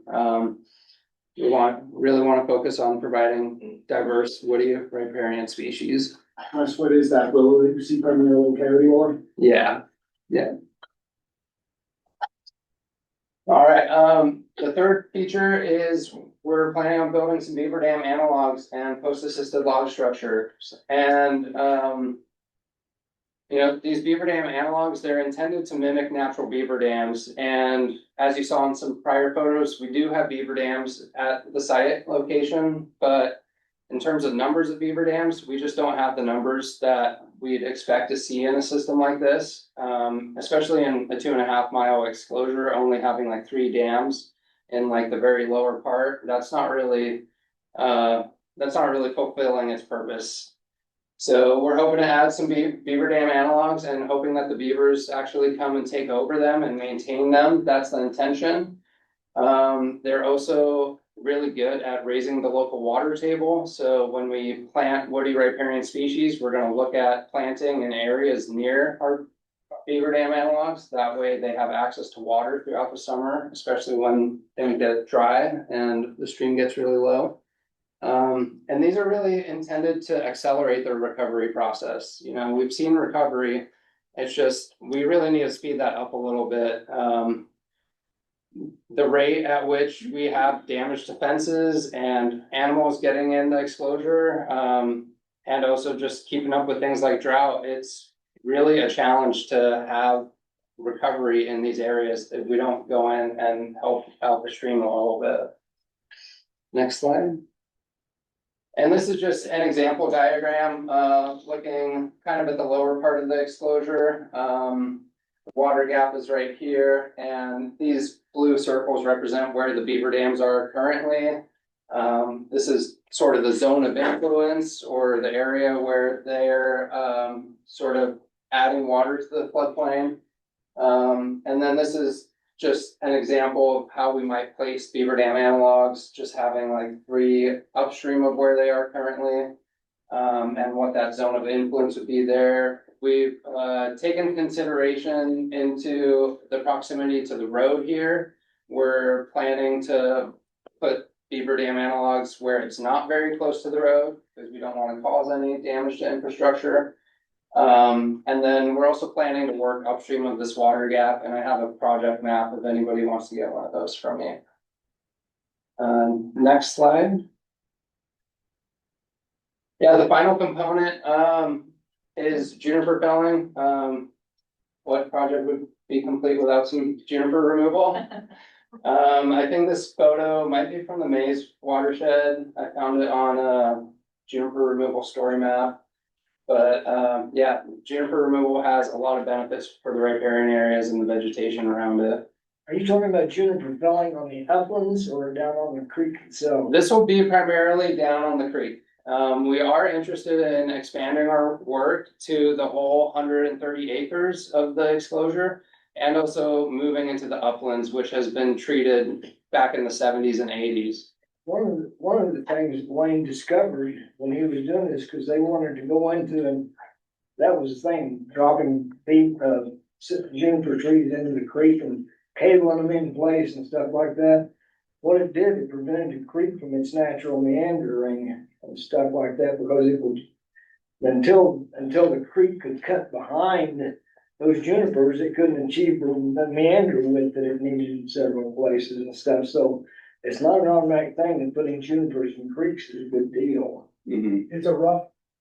It's with juniper in these landscapes and fine sediment, it's very difficult, right? Which is why we always strive to find man-made structures that can mimic and buy us time for the natural structures of the willow and the rooting willows to be able to do that. And it's true, we've seen it everywhere we put juniper in creeks, and especially intermittent creeks where we think it might capture sediment, and there's just not enough sediment retention, right? Because it's fine sediment, and you get these flushing flows of these storms you're talking about, and so the right place at the right time. Yeah, and this project, we're really focusing on just along the riparian area, doing the juniper felling. It's kind of just meant to reduce competition with some of the native plants that we're trying to plant. But yeah, we are interested in expanding our work kind of more into the watershed and treating some of those uplands. We have a very willing permittee who's working with us on this, and so Wes is also working in that long-term plan to maybe provide some upland water sources so we get better livestock distribution. So this is just kind of one component of it, and we'll share over the years, but we do have a great permittee that we're working with. And then next slide. Yeah, got time for some questions. Yeah, 75 years ago, we were kids and we played on that creek, and there, all through the summer, there was a whole lot more water running down that creek than there is now. But you go up on the upper end, there wasn't near as many juniper trees up on the upper end as what there is now, so I think it'd make a lot of big difference to get rid of them damn trees. And the other thing I had, I don't know if you're aware of that, but you've got a property owner with a lot of property up there, and I'd like to get his input of what's going on here. Well, as far as your juniper trees in the uplands, we've taken out over 10,000 acres of junipers. Yeah, that needs to happen. In the last 50 years. Yeah. And so it's different.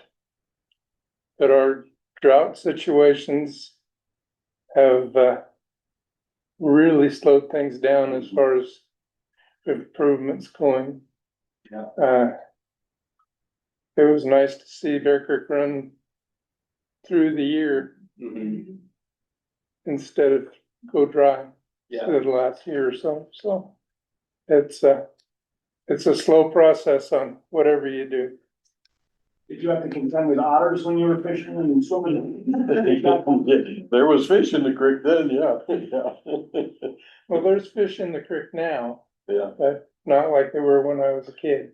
But it dries up in the summertime. I was up there last summer and it was dry down there on the lower end. Yeah, it cleared Back way when we down. was kids, we was playing in that in the summers. It was a lot of water yet, so. And they was irrigating and everything, so.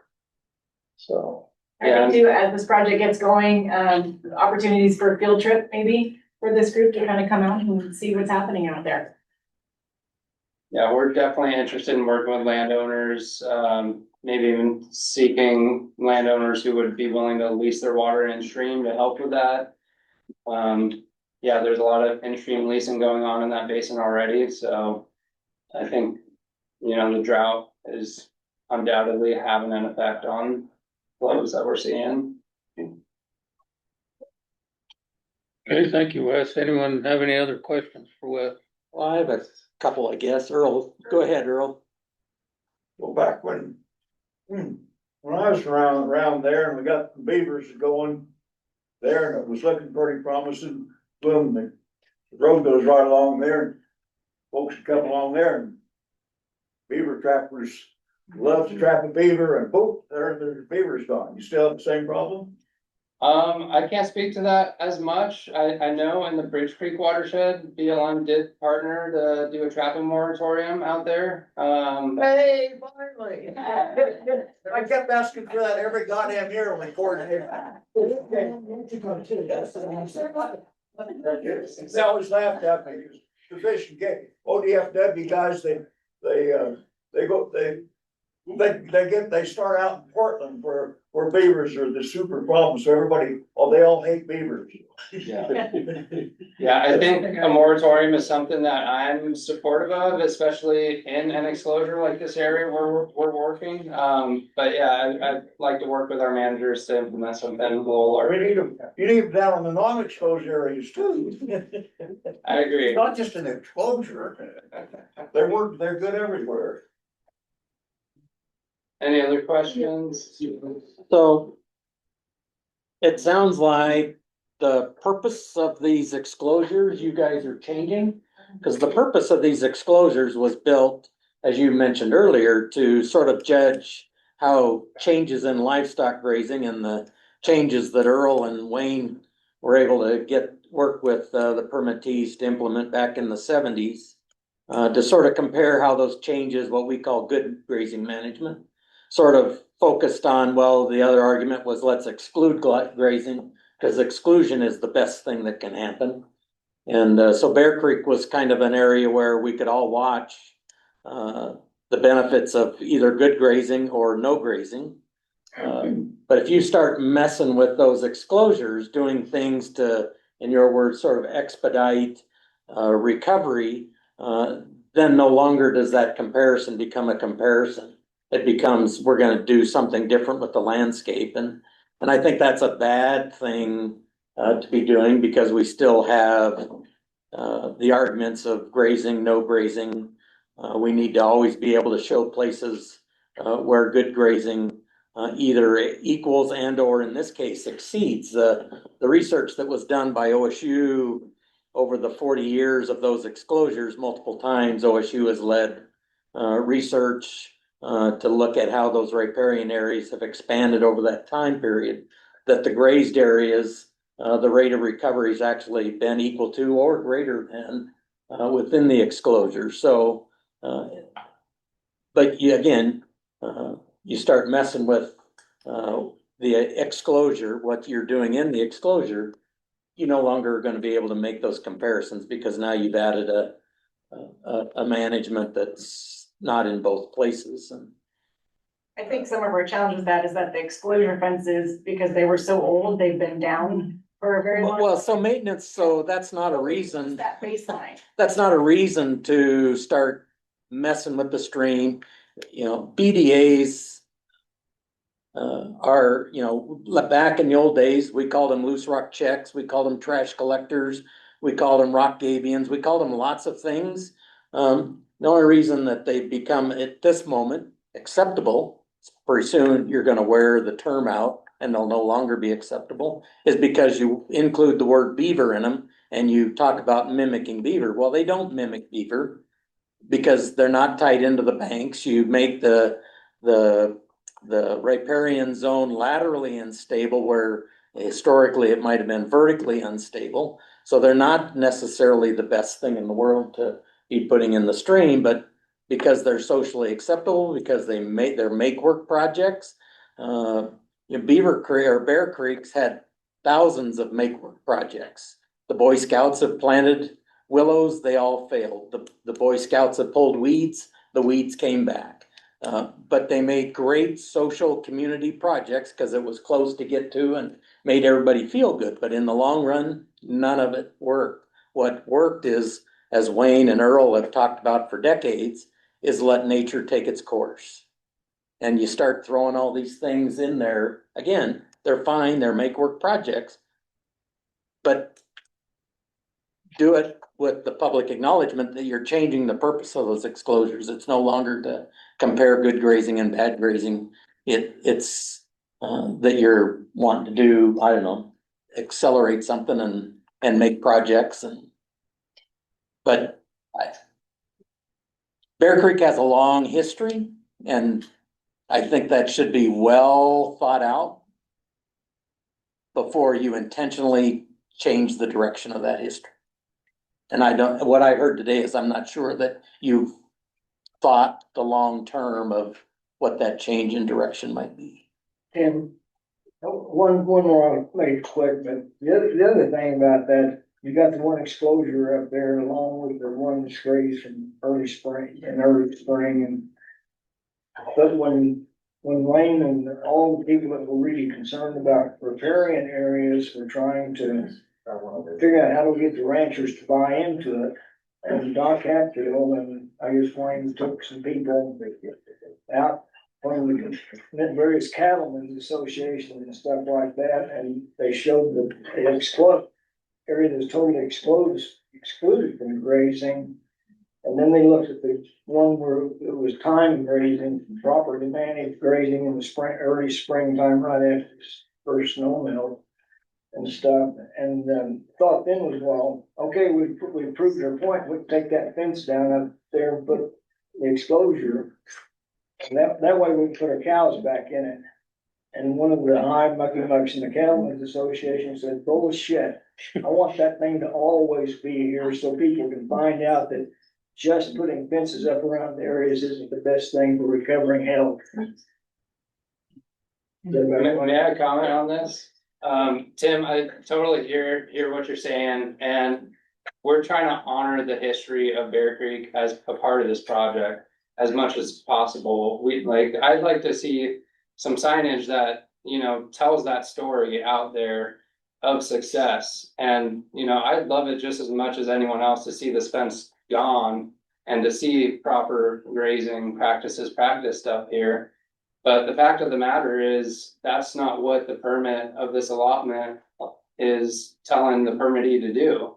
So until we have more buy-in and more willingness to put restrictions on grazing, then we kind of need this exposure to protect these areas. And like Lisa mentioned, the maintenance issue of the fence being old and degraded, that's not an ideal control for that sort of long-term study. And I think most of us know what the outcome of that study was that the early season grazing really made a difference.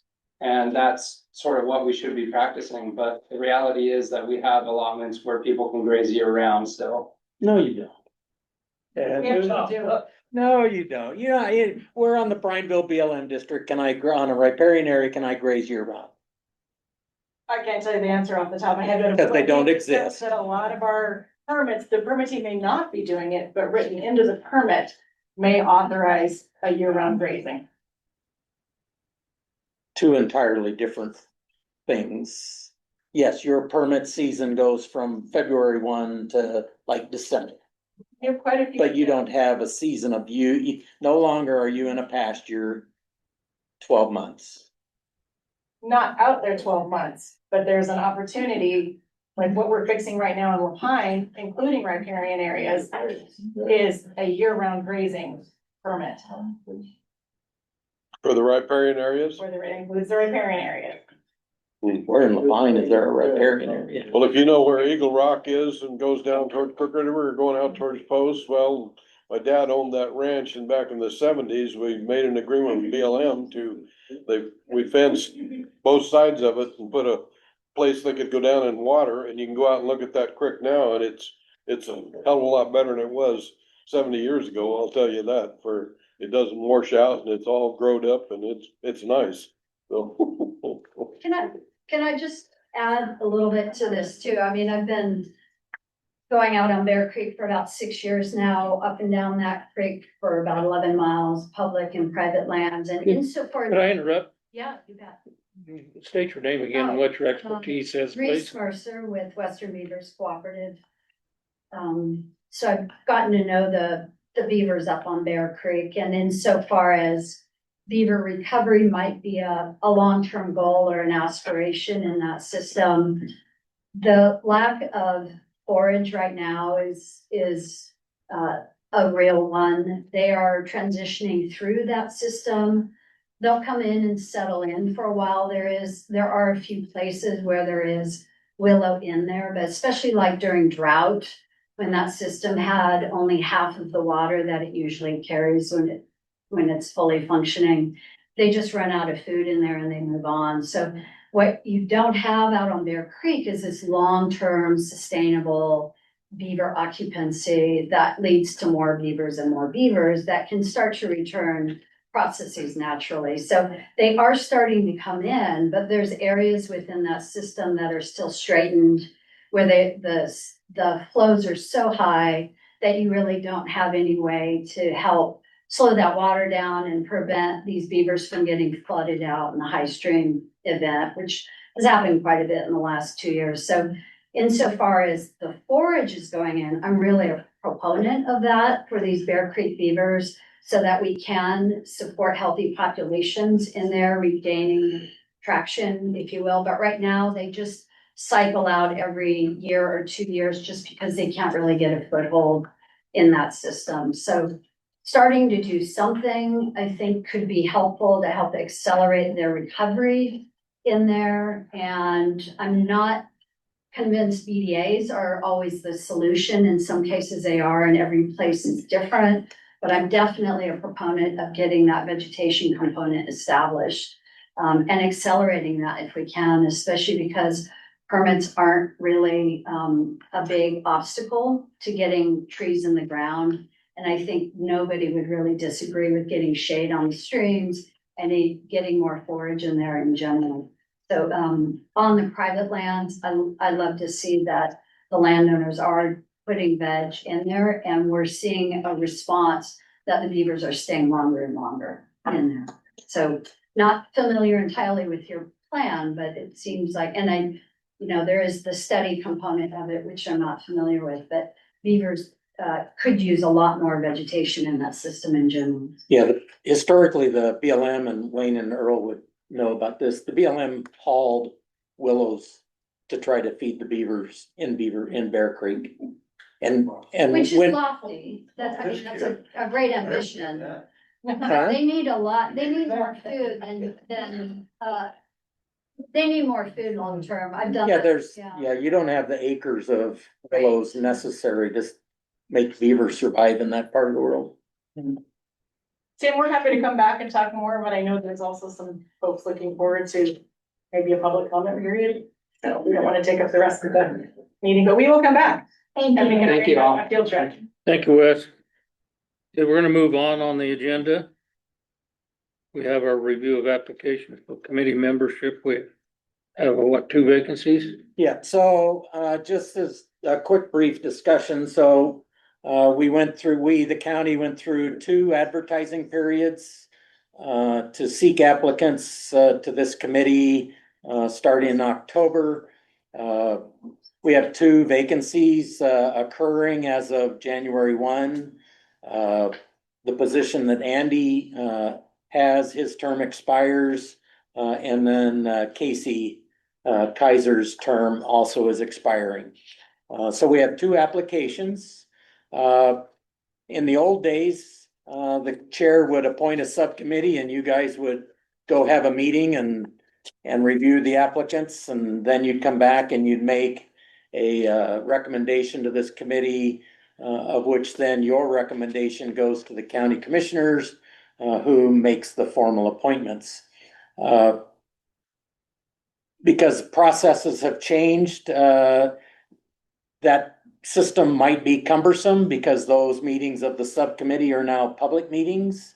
And so all that discussion becomes public, and some have talked about it in other county committees that they just didn't feel like they really got the opportunity to interview a candidate in depth in sort of that setting. So the county authorized the Fair Board to adopt a different system where the Fair Board appoints a committee of 3. That committee of 3, each of the committee members, subcommittee members, has a personal interview with the applicant. And then at the next meeting, board meeting of the entire board, those 3 subcommittee members make a presentation independently of each other of their outcomes of the interviews of the applicants that they're reviewing. So there's that process. If we use that process, I'll need to go to the county commissioners to seek their approval because they only approved it for the Fair Board to use that process. You can use the process you've used before, identify or appoint a subcommittee. The subcommittee will have a public meeting of all the subcommittee members, and you can choose to interview or discuss the applicants in an open public meeting. Or the third option is to just at the next meeting, I'll provide the copies of the applications, and you can skip the intermediary steps and just have a discussion amongst the group about the two applications, whether you want to recommend them for final approval or not. So that's really what we sort of need to decide today is what process you want to use. Process one is I'm gonna take a couple of weeks to get in front of the county commissioners to seek their approval of us adopting the Fair Board's procedures. Two, you use the old one with public meetings of the subcommittee, or three, just at your next meeting, discuss the applications and make a recommendation.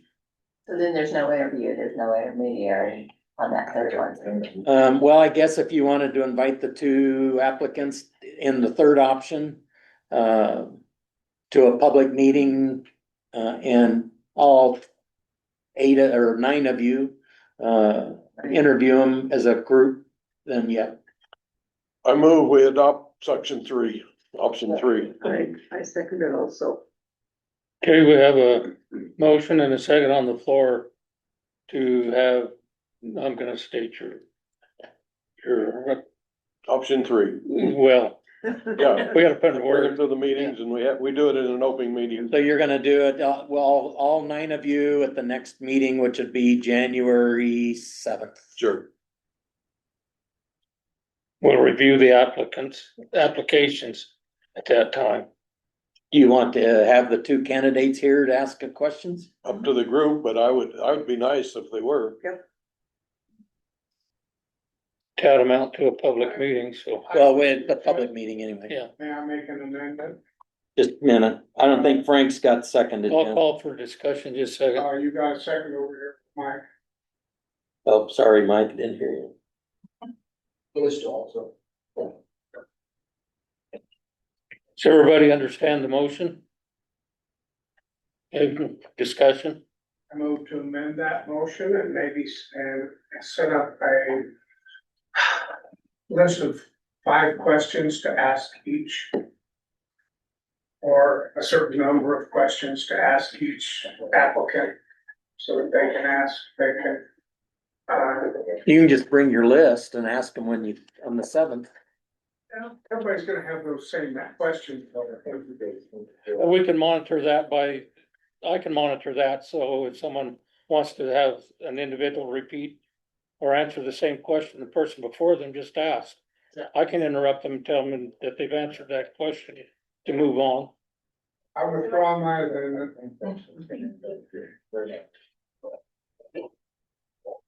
Okay, any further discussion? Hey, does everybody understand the motion? I have a question. Casey Kaiser is the city representative. Did we not vote for that it's another city person to come in? Yeah, okay, so the question was, Cliff Kaiser, was a representative of the city. Casey, I'm sorry, wrong Kaiser.